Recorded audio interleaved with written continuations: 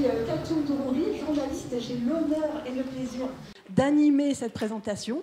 Ces 3 tables rondes qui vont être très dynamiques et punchy, et aussi grâce à vous dans cette belle salle Médicis. Merci infiniment d'avoir répondu présent à l'invitation de l'UTT, à cette présentation donc officielle du plan stratégique de l'Université de technologie de Troyes. UTT 2035. Tout un programme ici au Palais de Luxembourg, au Sénat. Merci au sénateur, à la sénatrice pour son accueil. Nous allons voir comment façonner l'avenir de l'enseignement, de la recherche et des partenariats avec le monde de l'économie. Sans plus tarder, je laisse la parole à Vanina Paoli-Gagin, sénatrice de l'Aube. On peut l'applaudir. Merci beaucoup.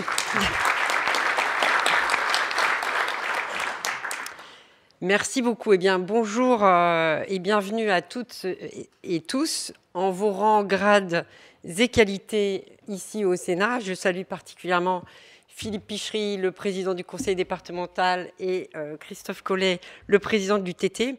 Et tout d'abord, en préambule, évidemment, je vous adresse mes meilleurs vœux pour l'année nouvelle, des vœux de paix et de santé. Je pense que ce sont 2 prérequis qui nous sont tous indispensables pour pouvoir être un peu serein sur les décisions et les actions qu'on devra conduire en ces temps nouveaux. Ensuite, bien, je vous remercie d'être venus aussi nombreux pour découvrir le plan stratégique UTT 2035. Ce plan auquel a grandement contribué OnePoint, dont je salue Muriel Toiti, qui est ici présente aussi ce matin. Il est parfaitement aligné, je pense, Monsieur le Président, avec ce qui me semble devoir être fait opérationnellement dans les contextes internationaux et européens que nous connaissons. Pourquoi ? Parce que en ce début de siècle, ce siècle qui semble devoir être celui des ajustements permanents, eh bien, il faudra ne pas perdre le nord. Et il faudra que nos étudiants, grâce à ce plan, bénéficient d'une pédagogie à la fois très innovante, mais aussi très agile, qui intègre toutes les dimensions, finalement, de toutes ces transitions écologiques, numériques, sociétales, dont ils vont être les principaux acteurs. Notre recherche, quant à elle, devra passer et devra penser, c'est déjà ce qu'elle fait, mais l'infiniment petit à partir de notre territoire et l'infiniment grand, qui évidemment s'inscrit à l'échelon international en passant par l'espace économique européen. Et là, je pense particulièrement, et je salue Timothée Toury qui porte le projet EUT+, qui est une dimension extrêmement importante aussi de ce plan stratégique UTT 2035. Alors cela, effectivement, ne se fera que grâce à un dialogue permanent public-privé pour ajuster l'offre à la demande, pour être en mode co-constructif, je pense, et vous avez ici tous les experts, ici et maintenant, tous les experts, tous les chercheurs, les enseignants pour concevoir vos formations sur mesure, pour parler contrat de recherche, pour parler partenariat, sans oublier évidemment notre fondation, dont je salue le président Jean-Michel Adélaïde qui se trouve ici et qui a le bon goût d'être aussi mon chef de cabinet parlementaire, ce qui fait des circuits courts assez intéressants pour bien travailler opérationnellement sur le territoire, pour financer aussi des chaires via le mécénat, ce qui est aussi une voie assez utile pour faire coexister public-privé sous de bons auspices. Donc je vous souhaite une très bonne matinée et d'excellents échanges et merci encore d'être là. Merci à vous. Merci Madame la sénatrice. Vanina Paoli-Gagin, merci à vous. Christophe Collet, président de l'UTT, à vous la parole. Merci, donc bonjour à toutes et à tous. Et puis je vous souhaite également une très belle année 2025 qui s'annonce avec énormément de projets pour l'UTT, comme vous allez le voir. L'UTT est reconnue par son excellence en tant que à la fois université et grande école d'ingénieurs, avec un ancrage territorial fort, mais également une projection à l'échelle européenne à travers le projet d'université européenne, qui est une alliance avec 9 universités dans le domaine de la technologie. Le plan UTT 35 dont nous allons parler aujourd'hui, effectivement, projette cet établissement à 3 ans, 5 ans et 10 ans, et ce sont des bons points de mesure pour mesurer l'avancement. L'Université de technologie de Troyes est la première grande école d'ingénieurs en termes de flux d'étudiants dans le Grand Est, dans la région Grand Est, et elle est à un tournant de son histoire, parce que face aux mutations technologiques et sociétales, aux changements de paradigme que nous observons, nous avons tous constaté que la période du Covid était derrière nous, mais que les crises se succèdent, crise du climat, crise de la biodiversité et du médicament, crise géopolitique, agricole, sociale, etc. Nous sommes donc à un moment un peu de bascule de l'histoire humaine, où dans un monde où l'incertitude sera la règle, nous devons effectivement rééquilibrer performance et efficacité d'un côté, et robustesse et résilience. L'idée, c'est que si on n'a qu'un seul plan pour se développer et que les conditions changent, on a de fortes chances de se retrouver dans un état où on n'est plus en capacité d'agir sur l'environnement. Donc pour nous, en tant que formateurs, ça signifie réinventer pour créer, pour former, pour innover, pour chercher et créer les ingénieurs de demain qui sauront répondre aux grands défis qui s'annoncent, des ressources qui se raréfient, plus chères pour l'énergie, des pressions alimentaires qui augmentent, un accès à l'eau qui peut être rendu plus complexe assez rapidement. La robustesse est la capacité à maintenir un système stable malgré les fluctuations et viable plutôt à long terme. Donc c'est un défi immense qui concerne l'ensemble des universités, donc en particulier l'Université de technologie de Troyes. Nous quittons un monde de continuité pour entrer dans un monde de rupture. Et l'ambition de l'UTT 2035, qui est notre projet stratégique, repose sur 3 ambitions majeures qui expliquent l'introduction que je viens de vous faire. La première ambition, c'est une contribution active de l'établissement à la transition socio-écologique et à la maîtrise des enjeux de la transition numérique. La deuxième ambition de UTT 2035, c'est un développement croissant de nos activités et une ambition d'excellence technologique et scientifique à l'échelle européenne. Et la troisième ambition, c'est l'émergence de nouveaux viviers de formation et de recherche, formation tout au long de la vie qui intéresse directement les entreprises dont elles ont besoin, ouverture à de nouveaux publics avec le développement de l'alternance, plateforme de recherche ouverte et l'entrepreneuriat de nos étudiants parce que nous avons besoin de cette énergie nouvelle qui vient renouveler la vision de l'entreprise. Donc ces ambitions correspondent à des actions concrètes sur lesquelles nous travaillons, qui expliquent les 3 tables rondes qui vont suivre. Je vous invite à les écouter attentivement, puis dans un second temps à échanger avec eux, que ce soit dans cette salle ou ensuite dans l'autre salle qui est prévue à cet effet, où les discussions point à point peuvent avoir lieu de manière plus facile. Vous, entrepreneurs, industriels, institutionnels, vous qui êtes décideurs, vous avez besoin effectivement d'ingénieurs, de gens qui sont formés en bachelor, de docteurs. Et vous nous êtes indispensables pour nous permettre de former les agents dont vous avez la charge, recruter des bachelors, des ingénieurs et des docteurs formés au meilleur niveau qui vont répondre aux besoins des différents défis de transition dont je parlais, développer des partenariats de recherche performants avec nos chercheurs et accompagner le développement de la fondation de l'UTT par le mécénat. Nous avons aujourd'hui tous les outils au niveau de l'Université de technologie pour que cette interaction entre le monde des entreprises et le monde académique fonctionne. Nous savons faire de la valorisation à l'UTT, nous savons former des ingénieurs, des docteurs de très haut niveau. Ils trouvent un emploi très très rapidement, c'est ce que montrent nos chiffres, donc ça veut dire que ça répond aux besoins. Par contre, il ne faut surtout pas s'endormir sur ses lauriers parce que l'ingénieur que nous formons aujourd'hui, c'est celui et ceux qui seront à la tête des entreprises, qui seront les décideurs de 2050, et en 2050, le monde aura profondément changé. Et donc nous devons, nous, universitaires, grandes écoles, donc l'UTT, anticiper ces grosses évolutions qui sont clairement des changements de paradigme et que vous connaissez dans vos entreprises, dans vos institutions. Voilà, je vous remercie et je vais laisser la parole à vous. Voilà, merci. Merci beaucoup, Christophe Collet, président de l'UTT. Vous pouvez rejoindre votre place. Christophe Collet l'a très bien dit, il a distillé les principaux enjeux majeurs de ce plan stratégique. On va tenter et même le faire. Comme l'a dit Christophe Collet, on ne va pas s'endormir sur nos lauriers. Le plan stratégique, c'est vraiment l'ambition d'aller concrètement vers cette perspective. Et donc, nous avons 3 tables rondes. À cette première table ronde, intitulée « L'UTT, une pédagogie innovante », je vous présente nos 5 intervenants. On peut les applaudir, ils seront 3. Il y aura 3 tables rondes. Les 5 premiers, les voici. Alors, Alexandre Vial, directeur à la formation et à la pédagogie, Jérôme Plein, donc de gauche à droite, directeur adjoint de l'UTT, Pierre Bossowa, directeur délégué EUT+, Bertille Defourny, étudiante en dernière année, et Pascal Lafont, directeur de relations entreprises. Première question, on va vite. Alexandre Vial, pédagogie innovante, en quoi l'UTT est-elle innovante et se distingue-t-elle des autres écoles d'ingénieurs, par exemple ?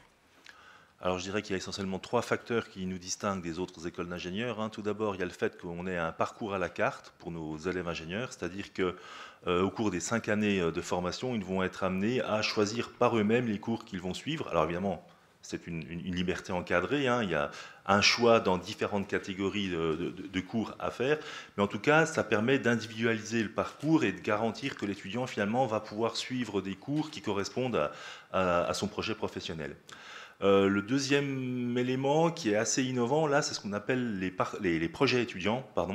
Les projets étudiants, c'est la possibilité pour un étudiant d'acquérir des connaissances, de valider des compétences, soit en réalisant un projet, donc avec l'encadrement d'un enseignant-chercheur, mais un projet qu'il propose lui-même, ou alors de réaliser un projet proposé par un enseignant-chercheur, qui bien souvent sont des projets qui permettent à l'étudiant de faire un premier pas dans le domaine de la recherche et de travailler en laboratoire. Et enfin, troisième élément différenciant, c'est le fait que nos étudiants font 2 stages longs en entreprise ou laboratoire de recherche, donc 2 stages de minimum 24 semaines, ce qui garantit en fait une bonne acclimatation au monde de l'industrie et du travail. Merci beaucoup Alexandre Vial. On détaillera, si vous le voulez bien, avec vous dans la salle au moment des questions. Je poursuis tout de suite avec Jérôme Plein. On l'a dit, vous êtes directeur adjoint en charge de la labellisation DDRS. Qu'est-ce que ça veut dire déjà, DDRS, pour ceux qui ne savent pas? DDRS, c'est Développement durable et responsabilité sociétale. J'ai le plaisir de vous annoncer que je ne suis plus en charge de la labellisation à partir du moment où on a obtenu le label DDRS pour une période de 4 ans. Donc, c'est une excellente nouvelle. Ça nous oblige aussi, évidemment, à travailler en termes d'amélioration continue. Donc, on a été conforme sur les 18 points du label. Donc maintenant, au-delà de la conformité, on veut aller vraiment vers l'excellence.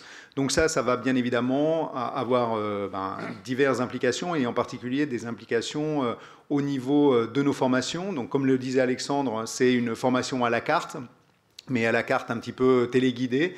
Et puis on a aussi, nous, des obligations, et en particulier des obligations de notre ministère de tutelle qui nous demande, par exemple, de fournir un socle de formation des DRS avec un certain nombre de compétences obligatoires pour l'ensemble des étudiants. Donc on essaye de jongler un petit peu entre ces 2 injonctions, et puis on arrive à fournir comme ça un ensemble de compétences au travers soit du dopage un petit peu des différentes unités d'enseignement avec des exemples des DRS ou bien au travers des projets que mentionnait Alexandre. Donc ça, c'est dans la formation globale. Et puis, au-delà de ça, on a aussi la mise en place d'un certain nombre d'UE spécifiques, obligatoires, qui vont permettre à l'ensemble des étudiants d'être formés un petit peu autour de ces enjeux. Ces enjeux, c'est extrêmement important, mais alors ça va être en particulier important pour accompagner les entreprises dans leur transformation vers des moyens de production plus durables, et puis bien évidemment d'accompagner au-delà de ça la nouveauté et la transformation de la France de façon générale. Oui, exactement.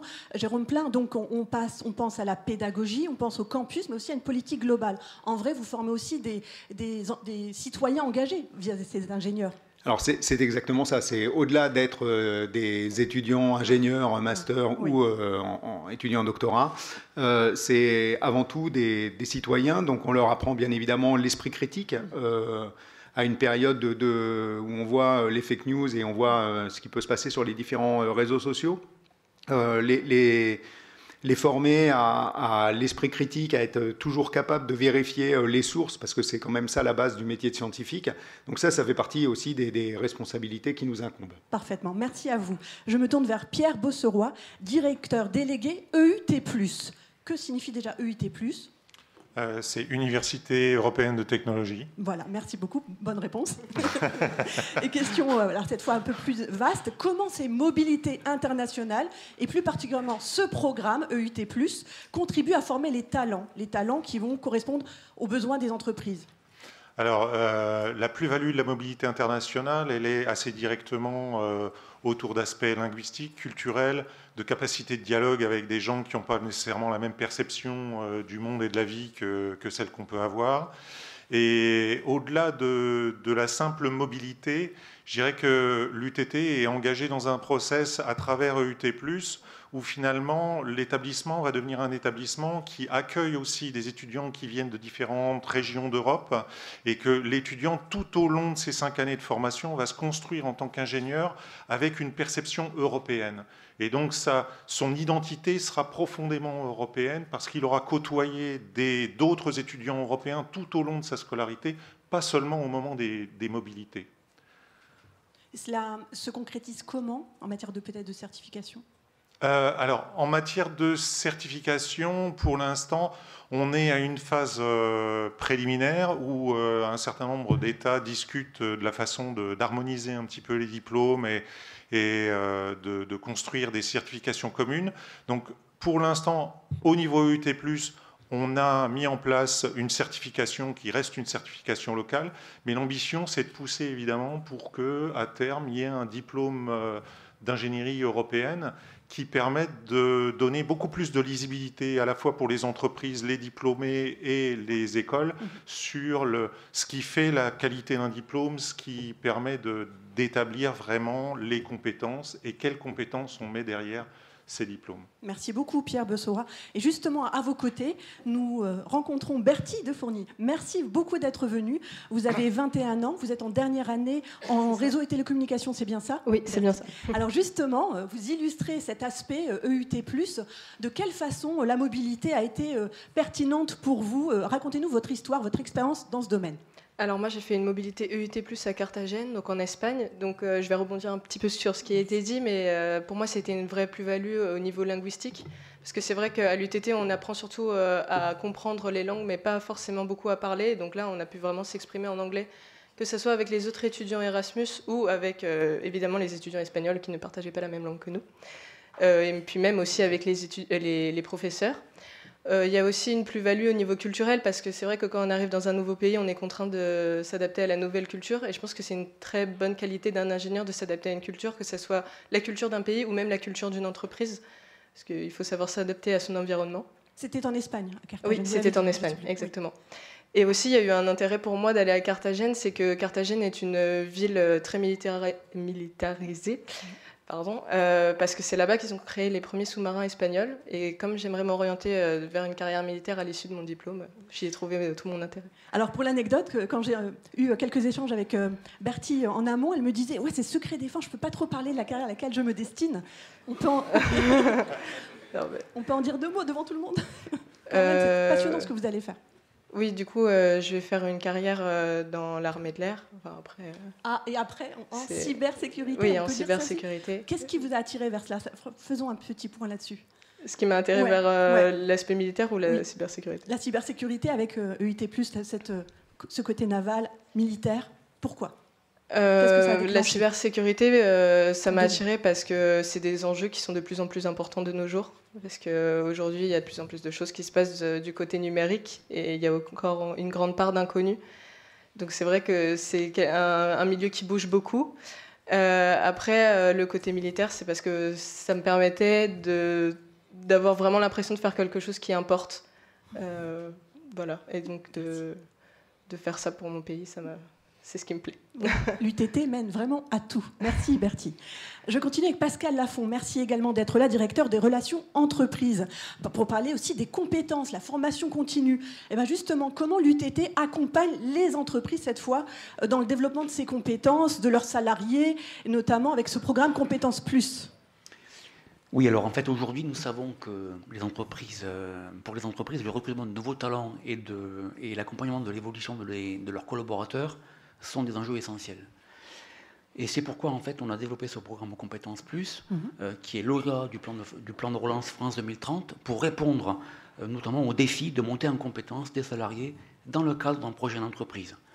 Donc ce qui fait la particularité de ce programme Compétences Plus, en fait, c'est son approche. C'est d'abord un accompagnement personnalisé de un ou plusieurs salariés qui va leur permettre d'accéder à des formations certifiantes ou diplômantes. Cet accompagnement, en fait, il est spécifique parce qu'il combine des approches de formation sur site à l'UTT, mais également des formations dans le site de l'entreprise en situation de travail. Donc, à titre d'exemple, on a par exemple accompagné 2 entreprises du territoire, l'une pour un salarié qui voulait obtenir un master spécialisé donc en cybersécurité, et l'autre pour un salarié qui voulait obtenir un master en sécurité des systèmes d'information. Et aujourd'hui, à l'UTT, quasiment toutes nos formations d'ingénieurs, de master, de licence professionnelle et de bachelor sont accessibles par la formation continue via ce type de mécanisme Compétences Plus. Voilà, ça veut dire que vous êtes en mesure de proposer des solutions vraiment sur mesure, adaptées aux besoins spécifiques des entreprises. Alors oui, tout à fait. En fait, pour aller un peu plus loin dans ce que nous faisons en formation continue, lorsqu'on a un besoin d'entreprise qui nous remonte à l'UTT, on a 3 façons de répondre en fait à ce besoin-là. Alors soit c'est un besoin d'une formation sur étagère standard qui existe, et dans ce cas-là, on peut intégrer des salariés dans nos formations classique de l'établissement, où on va mélanger les publics. Donc ça, c'est intéressant pour la richesse des échanges pédagogiques dans ce cadre-là. Soit c'est un besoin personnalisé, dans ce cas-là, Compétences Plus pourra répondre à ce besoin-là, mais avec le souci de prendre en compte un besoin au sein d'un projet d'entreprise, un besoin donc qui émane d'un salarié et d'une entreprise, pour répondre précisément à ce type de demande. Soit alors, ce sont, pour aller plus loin, former plusieurs salariés sur un domaine spécifique. Et dans ce cas-là, on peut développer nos propres diplômes d'université. Et par exemple, on est en train de développer avec la Fédération française du bâtiment et l'Union des industries, des métiers et de la métallurgie un programme de formation pour plusieurs salariés permettant en fait de former des salariés du bâtiment pour concevoir et développer des systèmes IoT dans le bâtiment, donc des capteurs connectés, pour en fait améliorer la performance énergétique des bâtiments. Merci Pascal Lafont. Voilà, nous avons entendu nos 5 premiers intervenants. On peut les applaudir parce qu'ils étaient les premiers à passer. Merci beaucoup, merci à tous. Alors justement, avez-vous des commentaires, des questions, des rebonds à faire? Là, allez-y. Alors le micro, je pense qu'on peut appuyer. Présentez-vous, lancez-vous. Merci. Bonjour à tous. Tout d'abord, merci pour votre invitation. Donc merci Madame le Sénateur, Monsieur le Président de l'UTT. Je suis Nizar Toulemat, je travaille au CEA. Moi, j'avais une question concernant aussi la recherche. Comment la recherche nourrit la pédagogie, l'enseignement, et comment tout ça s'articule. Puis j'ai un petit commentaire en tant qu'officier de réserve de la Marine nationale. Il y a aussi des avions dans la Marine nationale. Oui. Bon. Voilà, mais bravo pour votre engagement, et voilà, je vous félicite pour ça. Merci. Jérôme. Alexandre. Oui, alors en ce qui concerne finalement l'imprégnation de nos étudiants à la recherche, il y a plusieurs voies. Déjà, 85% de nos cours à peu près sont donnés par des enseignants-chercheurs, donc qui ont la possibilité de parler de leurs travaux de recherche aux étudiants, quel que soit le niveau.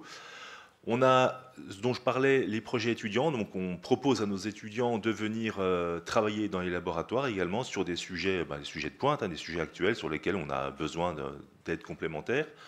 On propose également des stages en laboratoire, donc là c'est un stage de minimum 24 semaines pendant lequel l'étudiant est plongé au cœur de l'activité de recherche du laboratoire. On encourage également nos étudiants, alors les contraintes de la commission des titres ingénieurs, c'est simplement 14 semaines de stage dans une entreprise. Donc nous, on offre la possibilité à nos étudiants de faire aussi des doubles diplômes ingénieur-master pour être encore au plus près de la recherche. Et donc, ils ont la possibilité de faire leur deuxième stage finalement. Le premier stage, ils vont le faire en entreprise. Et le deuxième stage, ils peuvent le faire dans un laboratoire, aussi bien au CEA, chez Saint-Gobain, que dans un laboratoire de recherche universitaire classique. Voilà. Très bien. Cela répond à la question. Merci. Y a-t-il d'autres prises de parole, volonté? velléité? Non, moi j'en ai une pour peut-être vous 5.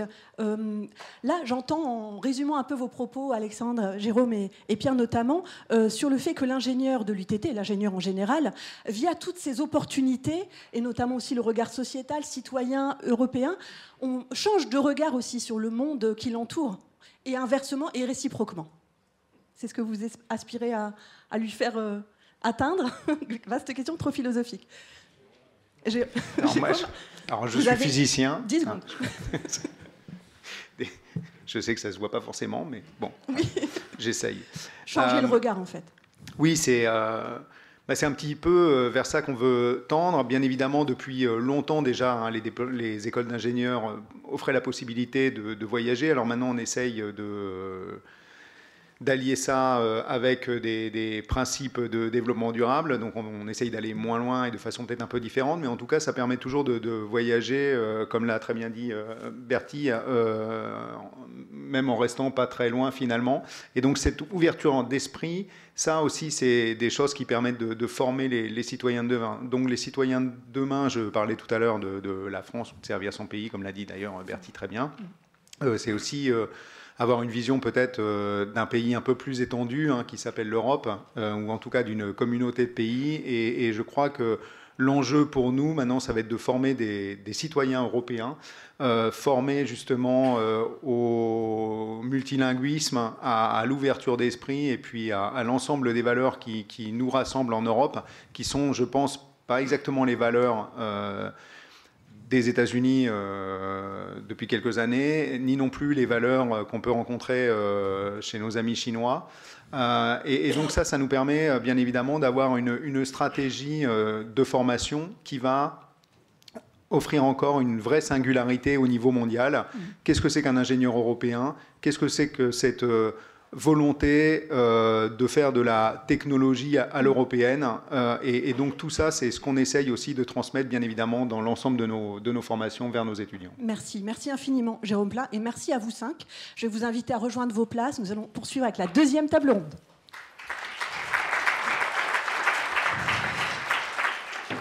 Deuxième table ronde, je vais inviter nos 4 intervenantes de cette table intitulée « La recherche au service des territoires ». Prenez tranquillement place. Dans l'ordre, Timothée Toury, Christophe Couteau, Margot Gaillard et Farouk Yalaoui. J'en profite pour dire qu'il y a parmi nous Jean-Marc Guillemet, bien installé confortablement, discrètement dans cette salle Médicis, qui est le directeur des opérations de Petit Bateau 3, une marque emblématique s'il ne serait à dire, et qui est un peu le grand témoin de cette matinée, qui vous écoute vraiment avec beaucoup d'attention et d'intérêt, et qui fera un peu ce rôle de synthèse, de grand témoin. Jean-Marc Guillemet, vous pouvez lever la main, tout le monde vous voit finalement. Merci beaucoup, bienvenue à vous.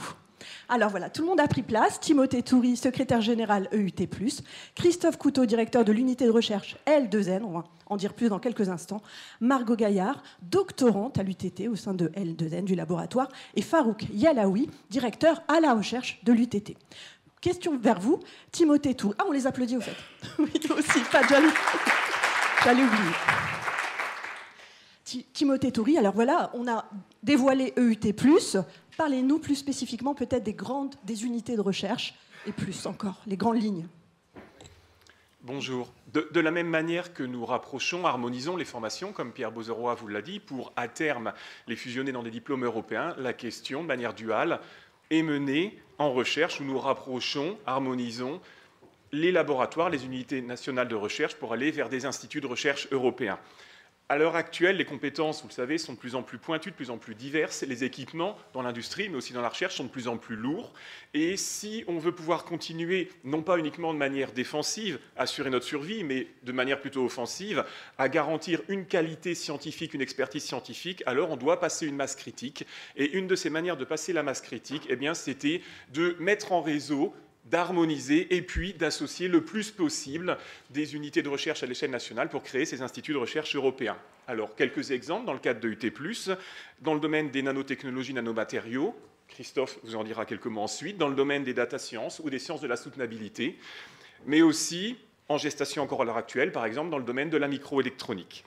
Alors, cette masse critique, elle est nécessaire, on va dire, d'un point de vue connaissance, compétence scientifique, d'un point de vue aussi diversité de l'approche scientifique, mais elle est aussi nécessaire d'un point de vue des territoires, puisque la chaîne de la valeur est au minimum à l'échelle européenne, largement mondialisée, et donc dans ce cas-là, le soutien à l'industrie que doit notamment fournir la recherche doit d'une certaine manière avoir la même carte géographique, on doit être d'une certaine manière un hub finalement. Vous avez besoin de compétences dont nous ne disposons pas, mais nous avons au sein de cet institut de recherche européen une personne, un groupe qui a ces compétences-là. Vous avez besoin de contacts à un autre endroit de l'Europe, et bien évidemment la probabilité sera plus élevée qu'on puisse vous les fournir, qu'on puisse voir à travailler avec la Roumanie, l'Italie, l'Irlande, l'Espagne et ainsi de suite. Donc il y a cette notion de masse critique à la fois disciplinaire dans le domaine dans lequel on travaille, interdisciplinaire puisque c'est une question évidemment de plus en plus prégnante, mais aussi géographique. Donc, en parallèle, la question, on se la pose d'un point de vue politique. Il faut faire avancer l'université, il faut transformer des choses. À notre échelle, il est nécessaire de s'européaniser, mais s'européaniser comment? Eh bien, la tradition du monde académique, c'est d'avancer, de voir ce qui est possible, et ensuite d'essayer de l'étendre, de mettre en place des preuves de concept à travers les diplômes européens, à travers les instituts de recherche européens. C'est ce que nous faisons, convaincus que, en fait, nous devons être une ressource aux politiques sectorielles qui sont structurellement à l'échelle européenne. Nous devons être ceux qui montreront que c'est possible et voilà comment les choses peuvent être possibles. Merci beaucoup Timothée Toury. Christophe Couteau, un zoom vers L2N qui signifie donc c'est le laboratoire Lumière, Nanomatériaux, Nanotechnologie. Que vous dirigez. Et donc, justement, on va parler d'EUTIN. Ça se prononce EUTIN. Il y a EUT+, et EUTIN. Ouais. Eh bien, qu'est-ce qu'EUTIN et quels sont les projets de recherche inhérents? D'accord. Donc, EUTIN, c'est un des instituts de recherche européens dont parlait Timothée, dont je suis en charge. Et donc, c'est les 9 partenaires. Hein, ça regroupe les 9 partenaires de l'Alliance. Donc, c'est à peu près 200 personnes regroupées. Donc, c'est des mises en commun, comme ça a été dit, d'expertise, de compétences, de savoir-faire, de plateformes aussi, d'équipements, donc équipements lourds qu'on ne peut pas avoir partout. Donc ça a été dit aussi, ça c'est important. Et donc c'est aussi de l'expertise et des compétences complémentaires. Donc on peut pas tout faire, mais au niveau national, mais au niveau européen, là oui, on peut faire. Et donc tout ça dans un réseau. Donc de la recherche-innovation dans ce réseau, et donc pour développer la recherche à l'européenne, ça a été mentionné au niveau pédagogique, mais aussi au niveau de la recherche, donc cette valeur européenne qu'on veut insuffler. Et donc ça va par des projets communs, des projets de thèse en co-tutelle par exemple, et puis tout ça en lien dans le plus possible avec l'industrie, sachant que là on est sur des liens avec l'industrie qui peuvent se faire au niveau européen. Voilà. On peut citer des exemples de partenaires? Oui, donc il y a en termes de projets, en tout cas, j'ai cité 3 projets, voilà, donc des projets collaboratifs. Donc il y a un projet qui s'appelle Inferno. Mais qui est un projet de... Oui, non, mais ça va, je vous rassure. Au contraire, c'est un projet autour de l'énergétique qui est de thermoélectricité. Donc, en fait, l'idée, pour faire simple, c'est de convertir la chaleur qui va être générée par des usines, par des gros bâtiments en électricité, donc pour pouvoir réutiliser ça derrière. Donc ça se fait... donc voilà, c'est un partenariat, un consortium au niveau européen. Ça, c'est le premier exemple. Le deuxième exemple, j'ai parlé de co-tutelle. Donc ça, c'est aussi, pour rebondir à ce que disait Timothée, c'est aussi une chose qu'on veut mettre en place au sein de l'UT+, au niveau recherche. Donc c'est un petit peu, on va dire, homogénéiser les écoles doctorales, enfin l'équivalent des écoles doctorales, et donc avoir le docteur européen à terme. Et donc ça, c'est pas simple. Et donc il y a déjà les outils de co-tutelle. Donc il y en a une avec la Roumanie qui démarre. Et donc ça, c'est sur des biocapteurs pour la terranostatique. Donc c'est une thérapie et diagnostic. Donc il y a des nano-parties, des nano-trucs. Comme je me retourne vers mes collègues qui connaissent bien cette appellation. Et donc troisième idée de projet, donc c'est avec la Lettonie. Et donc là, c'est un projet de développement de communication quantique avec les 2 universités qu'il y a en Lettonie, il n'y en a pas 50, et notamment RTU, donc, qui est Riga Technological University, qui fait partie des 9 partenaires. Voilà. Et donc de travailler donc, sur un sujet. Donc là, je vous ai donné 3 sujets qui sont pas, qui tombent du sens en ce moment. Donc énergie liée à la biologie et puis au réseau, communication et quantique. Voilà. Merci Christophe Couteau pour ce panorama passionnant déjà. Partons vers Chypre notamment. On était à Carthagène tout à l'heure avec votre collègue étudiante Margot Gaillard. Vous êtes doctorante, vous avez 25 ans. Alors parlez-nous de votre recherche également au sein de ce laboratoire L2N. Alors bonjour à tous. Donc effectivement, je suis au laboratoire L2N comme Christophe. Et donc l'objectif de ma thèse, c'est de créer une nouvelle encre de marquage à codage intégré pour protéger les biens précieux. Donc par biens précieux, j'entends pour l'instant les biens archéologiques, mais un jour, ça pourra se développer, enfin se complexifier avec par exemple des peintures, des ossements, etc. etc. Donc par codage intégré, j'entendais finalement, donc comme je suis au labo L2N, on travaille avec des nanotrucs, comme Christophe l'a si bien dit. Donc nanotrucs, ça veut dire ajouter à mon encre des nanotrucs, donc des nanoparticules, des molécules, ce genre de choses, pour complexifier les niveaux de sécurité et finalement les rendre quasiment reproductibles. Moins falsifiables, voilà. Falsifiables, merci. Okay. Ouais. Infalsifiables, inviolables, tous les mots sont bons.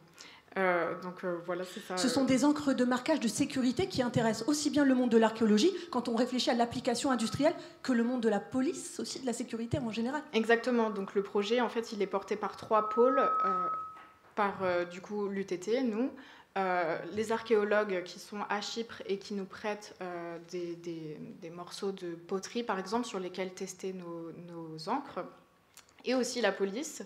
Et du coup, cette police est là pour aussi nous donner leur point de vue sur justement les falsifications et faire en sorte que ce ne soit pas reproductible. Et mais, du coup, voilà. Mais ça, les deux se heurtent d'une certaine façon. Racontez-nous en quelques mots. On a un petit peu les 2 points de vue différents puisque les archéologues, eux, veulent protéger à tout prix leur objet. Donc il faut que l'encre soit... qu'on puisse l'enlever, que l'objet ne soit pas altéré par cette encre-là.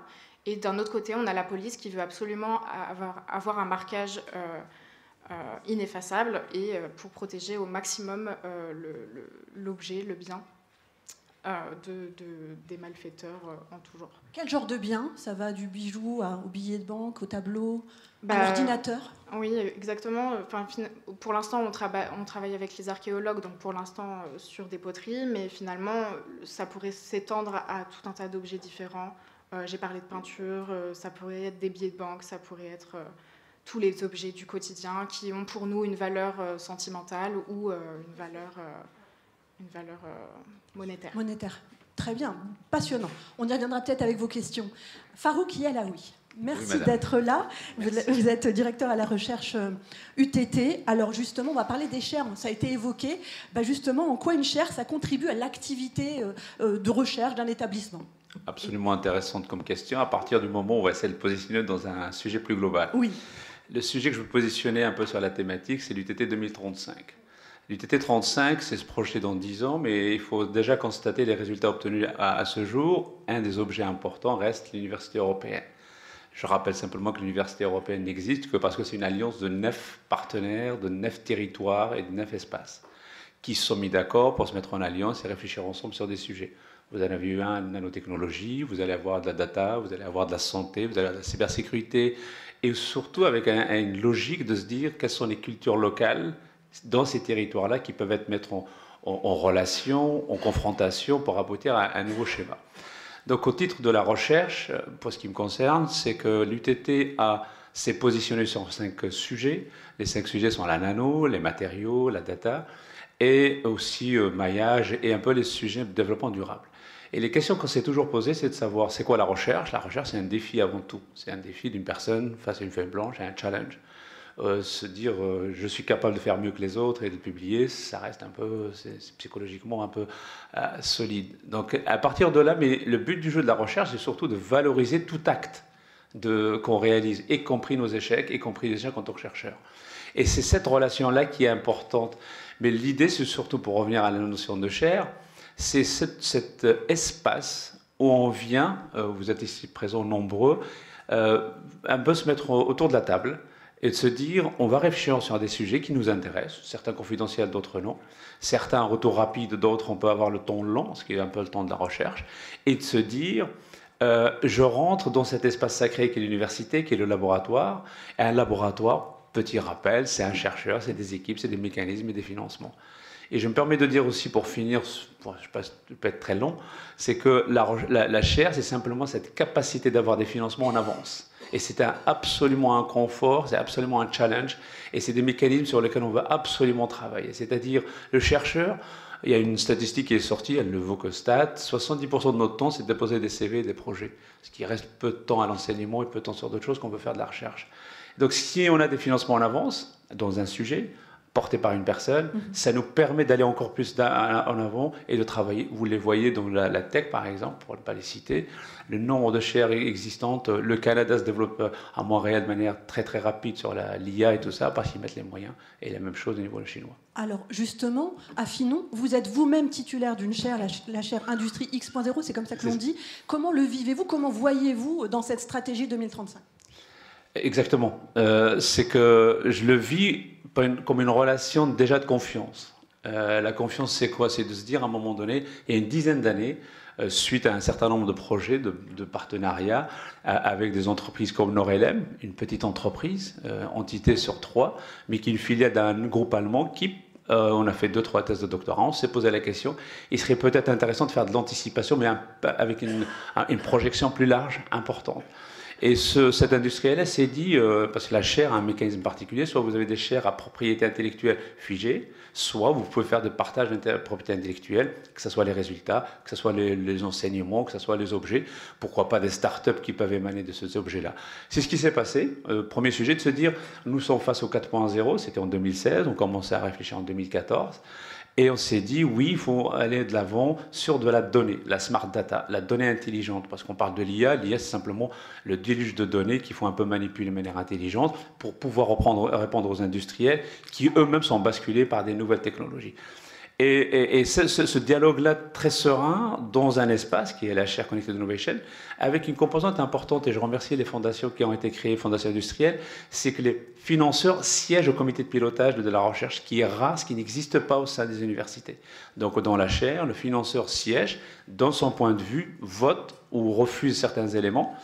Et cet élément-là permet par la suite de développer des cas d'usage. Les cas d'usage de la donnée étaient sur d'abord l'industrie, sur l'imprimerie avec l'entreprise Brodart, le textile. On a développé un axe très fort autour des textiles au niveau de la chaire, avec Petit Bateau, avec Lacoste, peut-être Jean-Marc en dira un mot. On travaille sur la santé et on travaille sur d'autres sujets. Et ce qui est amusant dans la chaire Connected Innovation, où il y a 10 partenaires, la donnée étant transversale, l'aide à l'addition étant transversale, les objets qui les traitent aussi, mais avec des cas d'usage, le textile, l'industrie textile, l'imprimerie, la santé et d'autres domaines. Merci, c'est la chaire Connected Innovation. Exactement, dans le cas de X.0. Exactement, merci beaucoup. Avez-vous des réactions, des commentaires, des questions? Allez-y, n'hésitez pas, le temps est pour vous. Ça peut être juste des ajouts, oui, à nouveau. Merci, oui, bravo. Encore moi. Tant mieux. Merci beaucoup pour vos interventions. Donc je vois qu'un objectif important de votre recherche, c'est quand même aussi de répondre aux besoins industriels et de faire du transfert de l'innovation vers l'industrie. Mais est-ce que vos chercheurs ou l'université cherchent aussi à essaimer cette innovation sous la forme de start-up ou à développer, favoriser l'auto-entrepreneuriat aussi directement de par l'université? Je pense que l'un des schémas intéressants d'assumer le mot technologie, si on est dans la technologie, on n'assume pas d'aller sur le terrain, c'est qu'on s'est trompé de métier. Ceci étant, ne nous empêche pas de faire de la recherche théorique pure et dure. On va complètement sur ça, et en plus, l'UTT a été construite avec un schéma très intéressant qui se déploie partout. Et l'Université de technologie est entourée d'une technopole portée par le département qui est là pour accompagné administrativement, accompagné d'un point de vue, parce que ça prend du temps, on peut être très bon en mathématiques, mais on ne sait pas déposer un plan comptable. Donc oui, on a beaucoup de solutions qu'on essaye. On les a beaucoup développées côté recherche pour les doctorants, même pour les enseignants-chercheurs qui ont cette volonté-là de développer. Il y en a eu quelques-unes, Aquilae, qui est une entreprise spécialisée dans les capteurs et qui a représenté même la Grande Test et la France au niveau à Las Vegas. Et on a une entité sur Optacare qui est classée par les Échos comme l'une des 10 meilleures pépites sur la tech et l'IA en France.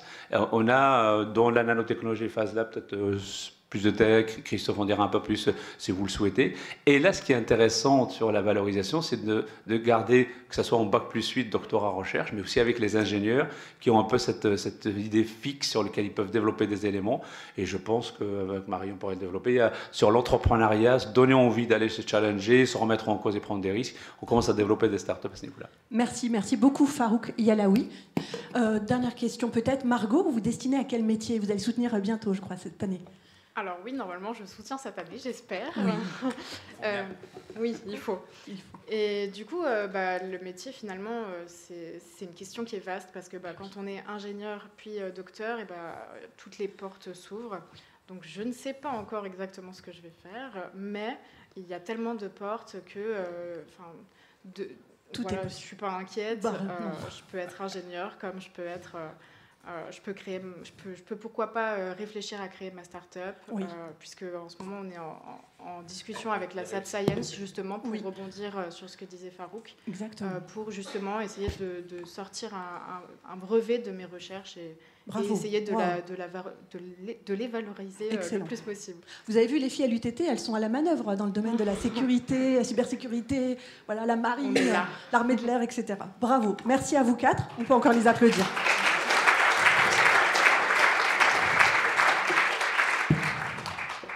Le temps d'inviter les 5 intervenants de la 3e table ronde. J'invite Marion Quiri, Solène Derniot, Jean-Michel Adélaïde, Nicolas Burger et Jean-Marc Guillemet à nous rejoindre à cette tribune, ici au Palais du Luxembourg, salle Médicis, au Sénat, organisée par UTT pour UTT 2035.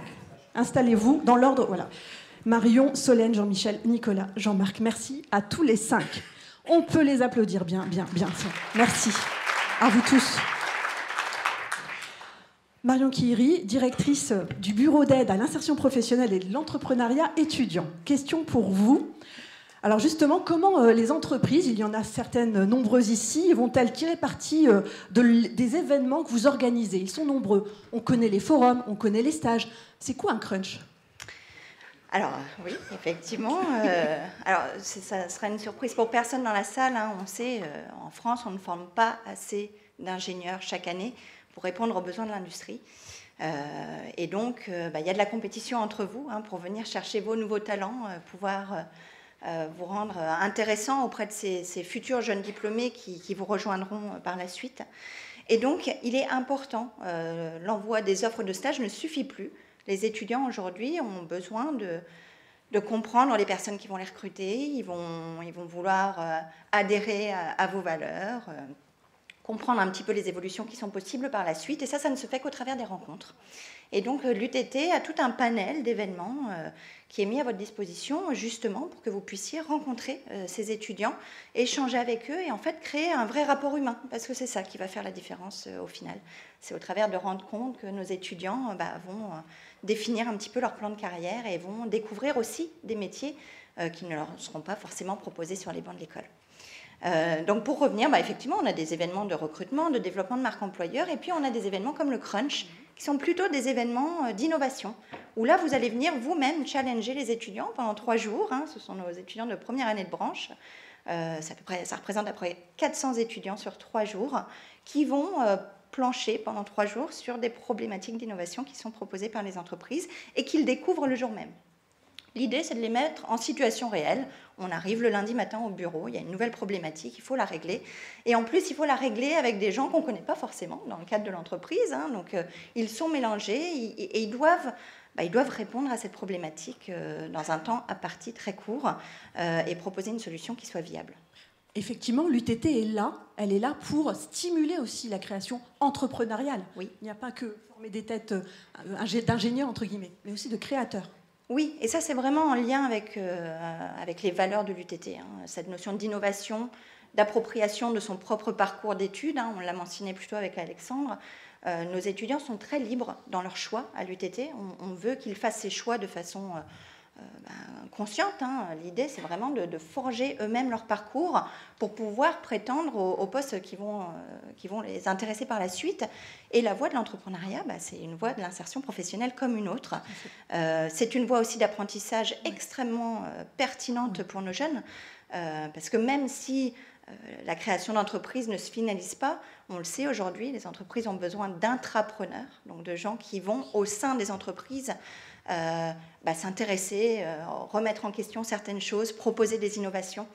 Donc dans tous les cas, ce sont des profils qui sont extrêmement appréciés à la suite des études. Et on a d'excellentes start-up. Hein. Aujourd'hui, c'est en moyenne 2 à 5 start-up qui sont créées à l'année par nos étudiants qui sont encore en études avec de très belles... Alors je vous invite à consulter peut-être Highlight, hein, le ballon dirigeable à hydrogène qui est né à l'UTT et qui aujourd'hui est incubé au Y Combinator aux US, hein, et qui travaille notamment avec Enedis.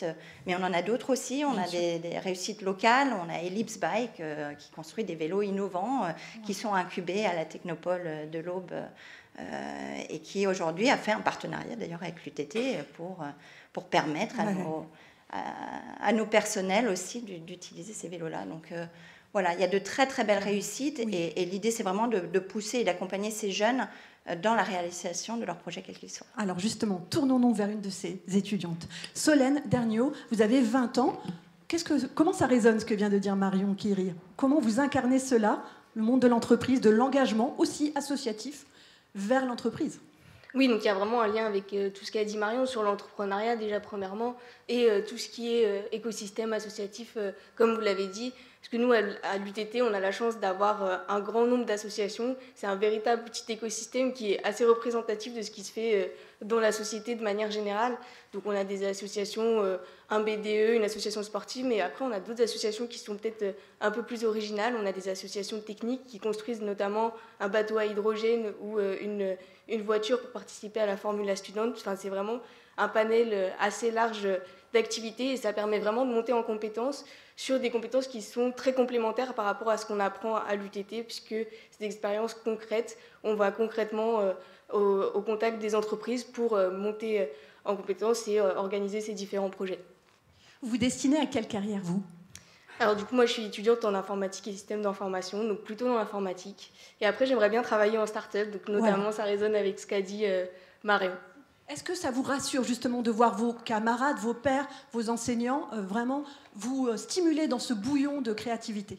Ah oui, totalement, parce que ça permet, on se sent porté par l'UTT, que ce soit dans les projets associatifs, on est très accompagné par l'administration au travers des projets étudiants qui nous permettent de nous libérer du temps et à travers la démarche compétences, du coup, de pouvoir faire des projets associatifs tout en combinant notre scolarité, etc. Donc on est vraiment très accompagné là-dessus. Merci beaucoup Solène, on verra s'il y a des questions pour vous dans la salle juste après avoir entendu nos 3 derniers intervenants. Alors Jean-Michel Adélaïde, on vous a présenté président de la Fondation, directeur de cabinet, mais surtout on ne le sait plus, enfin on le rappelle, vous êtes un ancien de l'UTT, une des premières promos. Quelle année? 1999. Bon, pas si vieux que ça. Bon, très bien, Jean-Michel Adélaïde. On ne fera pas de commentaires sur le sujet, s'il vous plaît. Merci. Alors, président de la Fondation UTT, justement, la Fondation, de quelle manière peut-elle servir les entreprises? Et inversement. Alors, la Fondation UTT, c'est une entité de droit privé adossée à l'UTT et dont le rôle est de faciliter justement la collaboration avec les parties prenantes privées, que ce soit les particuliers ou les entreprises, autour de 2 axes principaux qui sont de soutenir la vie étudiante à travers notamment le financement de projets. Et comme Solène ou Marion viennent de le dire, ces projets et cette vie étudiante fait partie intégrante en fait de la formation. Donc il est important de pouvoir la développer. Et en ce sens, la contribution des entreprises fait écho à ce que disait Marion, c'est le développement de votre marque employeur qui se joue à travers la capacité à accompagner les étudiants sur ce type de projet. Et puis le deuxième axe très fort, effectivement, c'est de soutenir la recherche et de pouvoir être un véhicule pour faciliter la collaboration à travers les chaires et les différentes composantes de la recherche. Et là, l'intérêt pour les entreprises, c'est de pouvoir contribuer au développement des compétences et à l'innovation dont elles ont besoin pour continuer à se développer. Et ce que permet la Fondation, c'est un cadre un peu plus flexible, plus agile pour faire des partenariats sur mesure. Et je finirai en mettant en avant effectivement le cadre fiscal avantageux avec effectivement les mesures du mécénat qui permettent en plus d'entourer ces projets d'un véhicule intéressant. Bien entendu. Quel type de projet on peut citer pour illustrer cela ? Alors on peut utiliser effectivement le portage d'une chaire dont on a déjà parlé, la chaire Connected Innovation, et Jean-Marc pourra en témoigner. C'est clairement la Fondation aujourd'hui qui porte cette chaire et qui permet aux industriels comme Petit Bateau de collaborer sur le sujet. On peut également parler des challenges d'innovation. Et en complément du Crunch, on a lancé 2 gros challenges d'innovation avec des partenaires industriels où on mobilise des équipes d'ingénieurs, d'étudiants sur plusieurs mois pour essayer d'adresser des gros challenges et enjeux opérationnels de ces industriels. Donc, notamment, on a ce challenge qui est fait annuellement avec le groupe EDF, mais également depuis l'automne dernier avec GRT Gaz, et je salue la présence du directeur de l'innovation Philippe, avec qui on a fait une opération, justement, un challenge d'innovation pour l'éco-conception des sites industriels, que ce soit sur le rétrofit de sites existants ou la conception de nouveaux sites, et qui a apporté plutôt de beaux résultats. Philippe pourra en témoigner. Merci beaucoup Jean-Michel Adélaïde. On se retrouve juste après. Nicolas Burger. Alors, l'UTT, on parle du futur, mais c'est aussi toute son histoire et le réseau de ses étudiants qu'on appelle les alumni. Vous êtes le président, je crois, du réseau alumni, et comment justement on entretient un tel réseau ? Oui, donc effectivement, UTT Alumni, c'est l'assaut des anciens de l'UTT. On est un peu partout dans le monde et avec une diversité de profils. D'ailleurs, on a dans la salle un représentant de la première promo. On les cherchait. Donc on a Eric ici, promo 97. Je voulais t'afficher, Eric. Merci, donc, voilà, bien. UTT Alumni rassemble toutes les promos depuis 97 et toutes les formations, avec toute la diversité de profils dont on parle depuis tout à l'heure. Donc on pourrait croire que ce n'est pas si évident que ça de fédérer cette communauté. Et pourtant, on s'est mis d'accord assez facilement sur 3 actions principales dans notre feuille de route, dans ce qu'on fait dans la société civile. Déjà, c'est s'assurer d'une entraide et d'une bienveillance dans notre communauté d'alumni. C'est quand même la base pour être bien épanoui professionnellement, personnellement, et pouvoir ensuite s'investir dans la société. Ce qui nous emmène à notre deuxième point, c'est soutenir le développement de l'UTT. Alors, on le voit d'ailleurs très concrètement avec l'investissement de Jean-Michel à mes côtés, mais c'est aussi un investissement un peu plus institutionnel dans la vie administrative de l'UTT, dans les chaires, dans les partenariats, dans aussi les vacations, la recherche, etc. Et enfin, ça nous emmène à notre 3e point de la feuille de route, qui est renforcer et affirmer la valeur responsable du diplôme d'ingénieur, en particulier du diplôme de l'UTT, et ceci partout dans le monde, dans toutes les organisations. Et pour ce faire, on va organiser des ateliers, poursuivre des formations de manière plus ou moins informelle sur les sujets de soutenabilité, mais également les enjeux d'ingérence, de cyber, de fake news, comme on a pu l'entendre tout à l'heure, tant sur le réseau de l'UTT que sur le réseau des UT, sur le UT+, et au niveau des ingénieurs français avec Ingénieurs et Scientifiques de France. Merci beaucoup Nicolas Burger. Jean-Marc Guillemet, alors on en arrive à votre partie. Vous allez jouer ce rôle de grand témoin en tant que directeur des opérations de Petit Bateau, une entreprise qui a quel âge aujourd'hui ? C'est une jeune dame, elle n'a que 131 ans. Voilà. Avec combien de salariés déjà ? Alors sur 3, on emploie 600 salariés. Et avec une collection 2025 qui nous promet des choses assez... Exactement. On n'en dit pas plus. Okay. Alors, Jean-Marc Guillemet, que pensez-vous, dans cette présentation stratégique de ce que vous venez d'entendre ? Quelle serait votre couleur, votre ressenti et peut-être votre mot d'encouragement ? Alors déjà, beaucoup d'enthousiasme par rapport à ce que j'ai entendu. J'aime bien les choses simples. Moi, j'ai retenu quelque chose, c'est que finalement, l'ambition de l'UTT, c'est de former des ingénieurs, des bachelors, des docteurs plus robustes. Et ça me parle énormément parce que c'est, je pense, exactement l'ambition de toutes nos entreprises. Quand on décrit, et je ne vais pas revenir dessus, le contexte extraordinairement changeant et incertain, mais aussi les contraintes budgétaires qui nous tombent tous dessus, finalement, notre ambition, c'est ça. C'est à l'instar de ce qui se passe dans la nature, j'allais dire quoi qu'il arrive, et non pas quoi qu'il en coûte, de réussir à s'adapter. Et j'apprécie ce que j'ai entendu ce matin au niveau de cette présentation de plan, j'allais dire sur le fond et sur la forme. Le fond, c'est finalement l'objectif qui vient d'être fixé. Sur la forme, quand beaucoup critiquent deux mondes parallèles entre l'enseignement et l'entreprise, j'aime à souligner qu'on a exactement la même approche. C'est-à-dire, d'abord, j'ai noté une construction collaborative. J'ai noté une ambition à 2035 avec un cap clair, donc tout le monde regarde dans la même direction. Après, on s'appuie évidemment sur les missions fondamentales, la recherche, la formation, l'entrepreneuriat, et on se définit des ambitions qui là aussi sont très très claires. Et ces ambitions, j'ai envie de souligner à quel point elles sont proches de ce qu'on pourrait trouver dans n'importe quelle entreprise, en tout cas à quel point elles répondent... En fait, c'est un sacré mimétisme avec nos propres ambitions. Quand on se parle de transition écologique, de transition numérique, on a parlé de data, on a parlé d'IA, et toute la transformation RSE nécessaire de nos entreprises, quand on forme des ingénieurs, des docteurs, des bachelors à ces enjeux-là, ils seront bien accueillis chez nous. Parce qu'on a sacrément besoin de personnes qui soient prêtes à relever avec nous ces challenges-là. J'ai entendu parler d'ouverture vers le monde, et c'était important, pas seulement les langues, évidemment, il faut savoir parler l'anglais, il faut savoir parler d'autres langues étrangères, parce que n'importe quelle entreprise maintenant est ouverte sur le monde entier, mais j'ai aimé aussi qu'on parle de culture, et même quand on se déplace dans un pays européen, l'Espagne, de se dire que bah oui, ce n'est pas la même culture, et d'apprendre à travailler avec des gens de cultures différentes, ça me semble aussi fondamental. On a beaucoup parlé de réseau local, anciens élèves, etc. Et oui, quelle entreprise aujourd'hui peut dire qu'elle travaille toute seule dans son coin, qu'elle n'est pas connectée et en réseau?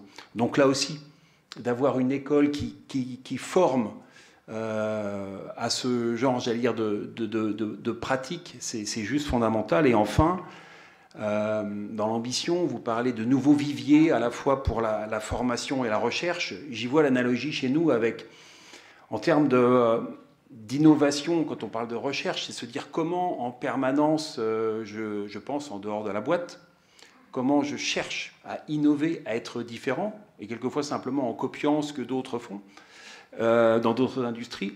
Mais aussi, ces nouveaux viviers de formation, pour nous, c'est l'amélioration continue. Comment on se remet en question en permanence?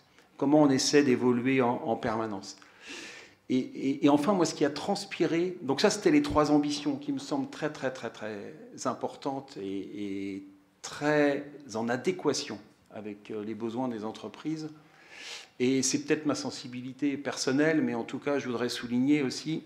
ce que j'apprécie beaucoup et ce qui transpire dans le cadre de tous les échanges, c'est finalement le socle des principes d'action de l'UTT.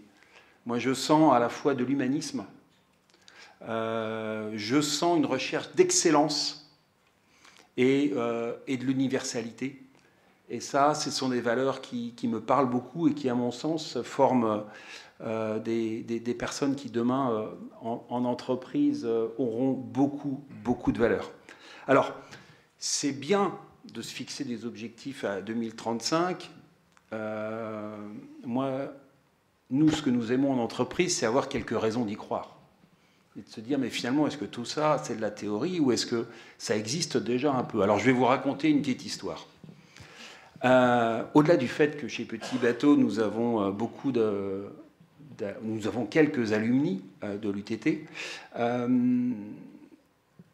il y a 4-5 ans, quand je suis arrivé chez Petit Bateau, j'ai rencontré Farouk et très vite, on s'est dit qu'on pouvait faire des choses ensemble au niveau du textile. Cette vieille dame de 130 ans qui s'était endormie sur un certain nombre de sujets.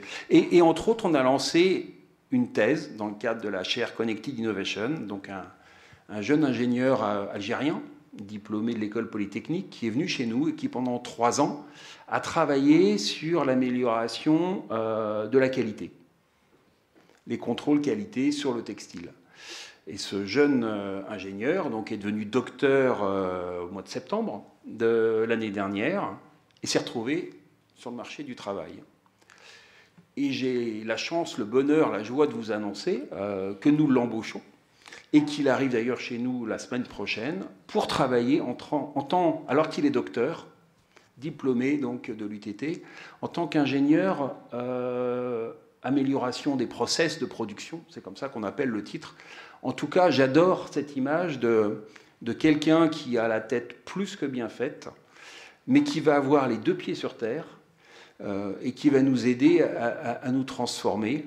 Je trouve que c'est très révélateur de ce que l'UTT est déjà capable de faire et ce que je lui souhaite encore plus d'être capable de faire demain. Donc, on parlait d'ingénieurs, de bachelors, de docteurs plus robustes. Je crois que cette ambition, c'est que toute l'institution, l'UTT, hein, dans 10 ans, soit encore forte, soit encore présente, soit très connectée à son écosystème local, à la fois les institutions, le territoire et les entreprises qui sont dessus. Et je suis très optimiste par rapport à ce que j'ai entendu ce matin. Merci beaucoup, Jean-Marc Guimet. On peut l'applaudir. Très, très belle illustration. Cette histoire est une très, très belle illustration du pont entre l'académie et le monde socio-économique, entre l'UTT et le monde de l'entreprise. Avez-vous des dernières questions, recommandations, commentaires avant la conclusion de... Oui, présentez-vous. Allumez le micro. Enchanté, Jean-Philippe Burtin, président de Biogaz Vallée et aussi fondateur du cabinet Boréa, qui est un cabinet de recrutement dans la transition énergétique. Et j'avais une question surtout aux anciens qui vont m'éclairer. Je voulais savoir, quand on sort de l'UTT, aujourd'hui, même ceux qui sortent de la promo 97 ou 99, mais surtout ceux d'aujourd'hui, pour mieux connaître l'actualité, est-ce qu'ils s'orientent plus pour être start-upers? Est-ce que ça représente 15, 20, 25%, ou plus pour être ingénieur dans des grandes structures comme Petit Bateau ou des sociétés plus modestes dans l'industrie? C'est la première question. Et deuxième question, est-ce qu'il y en a beaucoup qui partent à l'étranger? Est-ce qu'ils vont en Europe ou ailleurs dans le monde, bien sûr? Merci. Oui, Nicolas, puis Jean-Michel. Alors, je n'ai pas les chiffres exacts à vous répondre en proportion. Par contre, dans la diversité des profils qui se manifestent dans la vie de l'association, il y a vraiment tout type de profils. On a des personnes qui vont vraiment dans la recherche pure, d'autres qui vont faire leur entreprise, leur start-up. Et là, on va les accompagner dans les processus de financement pour aller chercher des business angels et compagnies. On a également des personnes effectivement qui vont à l'étranger. Donc, on a aussi ce réseau qui s'étend à l'étranger, notamment beaucoup en Chine, notamment avec les partenariats historiques avec la Chine. Certains vont aussi s'installer dans la Silicon Valley, rejoindre des très gros groupes là-bas, dans les GAFAM. Donc on a vraiment de tout. Et aussi des gens qui restent sur le territoire, qui restent à Troyes, dans la Technopole, à Petit Bateau également. Donc voilà, on a vraiment tout type de profil. Et alors, peut-être que Marion, tu as plus de chiffres justement. Ah, oui, j'allais suivre, moi effectivement j'ai les chiffres. Donc c'est à peu près 14% de nos étudiants qui débutent leur carrière à l'étranger. Donc la majorité reste sur le territoire.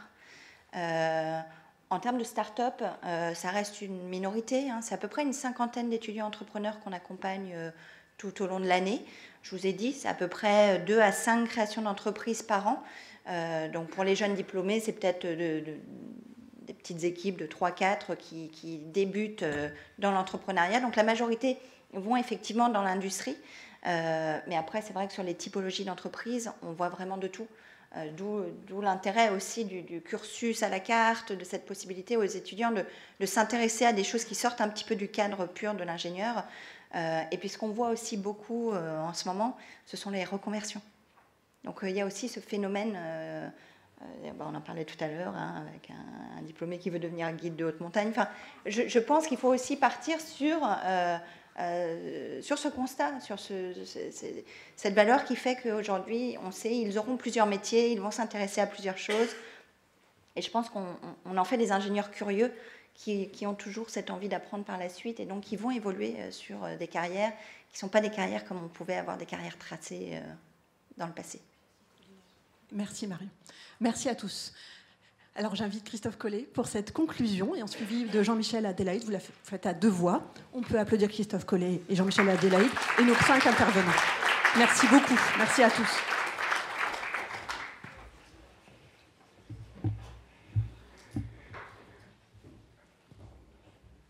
Voilà, donc je vais être très bref parce que le temps, on a à peu près tenu le temps, ce qui était une gageure vu le nombre d'intervenants. Je voudrais remercier vraiment chaleureusement à l'ensemble des intervenants. On avait choisi donc un format avec trois ateliers. Donc merci à vous tous et pour ces échanges. C'est important de montrer effectivement la diversité et la remise en question d'une formation dans une grande école. Je pense que le monde change et les universités, nos travails de chercheurs, d'enseignants changent également. La manière dont on fait la recherche aujourd'hui change. La manière dont on forme les étudiants change à la vitesse grand V. L'intelligence artificielle impacte déjà la manière dont nous travaillons avec les étudiants, dont nous les formons. Parce que quand vous posez un examen et que la majorité, évidemment, sait utiliser les outils de l'IA, comment est-ce que vous évaluez la copie qui est rendue? Vous utilisez de l'IA pour savoir si ça a été généré par de l'IA, vous faites noter par de l'IA, enfin voilà, je ne vais pas continuer, mais c'est extrêmement compliqué. Et quand je parlais de bascule tout à l'heure, cette bascule-là, on la vit aussi dans le monde de l'enseignement supérieur et de la recherche. Vous l'avez compris, UTT 35 est un projet ambitieux, une trajectoire ambitieuse qui a été co-construite en interne.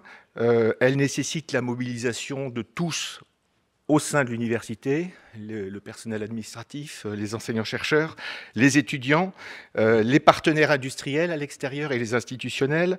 Votre engagement et votre soutien en tant que partenaire extérieur est absolument essentiel pour pouvoir poursuivre cette belle trajectoire. L'université que nous souhaitons construire, vous l'avez tous compris, c'est un pôle d'excellence qui a à la fois les pieds dans le territoire et également la tête, j'allais dire, dans l'Europe et à l'international. Et ça, c'est un point très important. Nous voulons effectivement être un moteur d'innovation pour le territoire, un acteur engagé pour une société durable, et nous avons vocation effectivement à donner cette ambition et à traduire cette ambition. Et très concrètement, parce que je pense qu'il faut finir sur des choses très concrètes, nous avons pour ambition en 2025, enfin, dans les 3 ans qui viennent, d'ouvrir 3 chaires et dès 2025, d'ouvrir une chaire en cybersécurité, sécurité des infrastructures numériques. Donc ça, c'est très concret. Il va y avoir un appel à mécénat qui va démarrer avec la Fondation. C'est un des points. On a créé un institut de cybersécurité fin 2024 et on a vocation donc à se positionner très rapidement avec 5-6 entreprises qui vont effectivement faire confiance au projet et vont nous accompagner via le système de mécénat et de fondation. Par ailleurs, EUT+, on n'a pas donné trop de chiffres, mais c'est juste pour donner une idée. UTT, aujourd'hui, c'est 3200 étudiants, 500 agents administratifs et enseignants-chercheurs. Quand on se projette à l'échelle de l'université européenne, de quoi parle-t-on? 110 000 étudiants, 7 000 personnels. Donc on est dans une université de technologie à l'échelle de l'Europe qui est tout à fait rankable, enfin, le mot ne me vient pas en français, merci, classable dans les grands classements internationaux. C'est ça la projection que l'on attend de UT+. Et ça intéresse directement un certain nombre d'entreprises qui cherchent effectivement, soit qui sont implantées en Europe. On n'a pas cité les 9 pays, je ne vais peut-être pas le faire maintenant, mais sauf si oui, Vanina me dit oui, je peux les citer. Alors allons-y. Donc il y a l'Irlande à Dublin, il y a Darmstadt en Allemagne, il y a Riga en Lettonie, il y a Sofia en Bulgarie, il y a Cluj en Roumanie. Il y a Chypre, on en a parlé, il y a Cassino en Italie et il y a Carthagène en Espagne et naturellement Troyes qui est le chef de file de ce projet, ce consortium. Vous remarquez qu'on est sur toute l'Europe, effectivement, et c'est la force de ce projet. Donc les outils sont en place, nous sommes prêts. Je vais donner un dernier exemple. On va lancer en septembre de cette année un bachelor en intelligence artificielle avec les plus beaux établissements français, IP Paris, donc qui regroupe l'Institut Polytechnique et les grandes écoles parisiennes, au sein d'IP Paris, HEC et les mines de Paris. On va lancer effectivement, l'UTT est associé à ce cluster intelligence artificielle à vocation mondiale, financé par l'État à plus de 70 millions d'euros, pour former 300 étudiants en bachelor intelligence artificielle d'ici 2028. Donc en 2028, en régime stationnaire, on a vocation chaque année à avoir un stock d'étudiants en formation, 100 par promotion. Voilà. Donc c'est des choses très très concrètes, ça, qui répondent à des besoins des entreprises qui s'arrachent parfois les cheveux pour trouver des gens formés en intelligence artificielle et pas nécessairement au niveau ingénieur. Il y a nécessité de le faire. Donc c'est quelques exemples. La chaire cybersécurité, ce bachelor en intelligence artificielle qui démarre. Je ne veux pas être plus long, je tiens à vous remercier toutes les équipes qui ont préparé cette journée et ces interventions, et je vous remercie pour votre attention et vous souhaite d'excellents échanges qui suivront dans une autre salle, la salle René Coty, dans laquelle nous allons migrer dès que... Dans quelques instants. Dans quelques instants, merci. Jean-Michel Adélaïde. Voilà, pardon Jean-Michel, je te cherchais. Mot de conclusion. Le dernier mot de conclusion. Merci Christophe Collet. Alors, je vais essayer à mon tour d'être bref, puisqu'il est plus l'heure d'aller prendre une coupe de champagne que de continuer de longs discours. Je voulais cependant commencer par vous présenter les excuses de Philippe Adneau, ancien président du conseil départemental, ancien sénateur et ancien président, et toujours président honoraire de la Fondation UTT, qui aurait dû être avec nous aujourd'hui, mais qui malheureusement pour des questions de santé a été empêché. Voilà, donc j'ai une pensée pour lui, parce que si on est ici tous réunis, c'est quand même en grande partie grâce à lui. Donc il était important pour moi de l'évoquer. Vanina aussi vous prie d'excuser Olivier Ginès, le directeur général de l'enseignement supérieur et de l'insertion professionnelle, qui devait être avec nous, mais la vie politique fait qu'il s'est fait convoquer par son ministre de tutelle ce matin, et donc malheureusement il s'excuse de ne pas pouvoir être avec nous. Voilà, je voulais tous vous remercier pour votre présence, et votre présence elle est importante parce que depuis sa création, le sens même de l'UTT, c'est de sa capacité à collaborer avec l'ensemble de l'écosystème.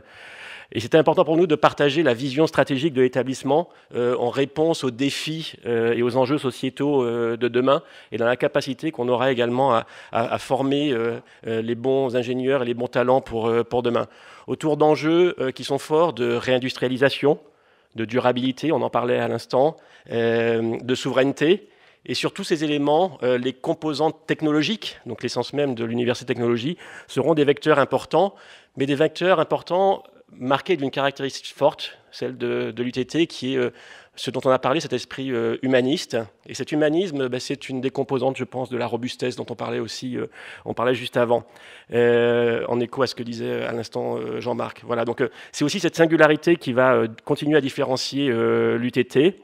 Et sans votre participation, ce projet, il n'ira pas très loin. Voilà, donc nous avons besoin de vous pour poursuivre le développement de l'établissement, contribuer à notre échelle aussi à l'excellence de l'enseignement supérieur et de la recherche, dont je pense notre pays et l'Europe a plus que jamais besoin pour continuer à exister et rayonner dans le monde qui est le nôtre. Alors je ne serai pas plus long, je vais vous inviter maintenant à rejoindre la salle René Coty qui est à l'étage au-dessus pour un cocktail déjeunatoire. Le cocktail, vous le verrez, sera organisé autour d'îlots et donc qui vous permettra de faciliter la reconnexion avec les différents intervenants et de pouvoir, en fonction des thématiques qui vous intéressent, poursuivre vos échanges. Je finirai, vous m'en excuserez, par juste un détail logistique. Je vous invite à prendre vos manteaux du vestiaire à l'entrée de la salle. Vous avez un autre vestiaire à la salle René Coty, ce qui vous évitera d'avoir à vous repromener tout au long de la journée dans le palais. Voilà, donc vous pouvez bénéficier d'un autre vestiaire là-haut et je vous invite à nous suivre pour aller en salle René Coty. Merci.